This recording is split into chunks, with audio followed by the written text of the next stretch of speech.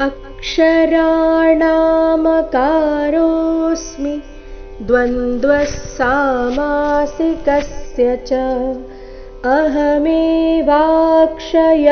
कालो धाताहं विश्वतो मुखः ಅಕ್ಷರಾಣ ಶ್ಲೋಕ ಸ್ವರ ಅದಿಂದ ಪ್ರಾರಂಭ ಆಗ್ತಾ ಇದೆ. ಮೇಲೆ ಕದ್ದು ಆಘಾತ ಬರಬೇಕು, ಕಾರಣ ಮುಂದೆ ಕ್ಷ ಬಂದಿದೆ.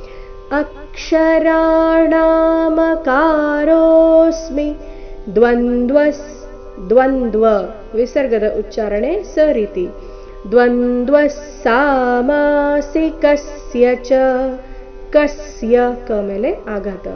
ದ್ವಂದ್ವ ಸಾಮಾಸಿಕಸ್ಯ ಚ ಅಹಮೇವಾಕ್ಷಯಃ ಕಾಲೋ ಅಹಮೇವಾಕ್ಷಯಃ ಇಲ್ಲಿ ವಿಸರ್ಗ ಶ್ವಾಸ ಬಿಟ್ಟು ಖ ರೀತಿಯ ಉಚ್ಚಾರಣೆ ಬರಬೇಕು. ಅಹಮೇವಾಕ್ಷಯಃ ಕಾಲೋ ಧಾತಾಹಂ ಧಾ ಮಹಾಪ್ರಾಣ ದೀರ್ಘ ಧಾತಾಹಂ ಅನುಸ್ವಾರ ನಾಸಿಕಾವ ರೀತಿ.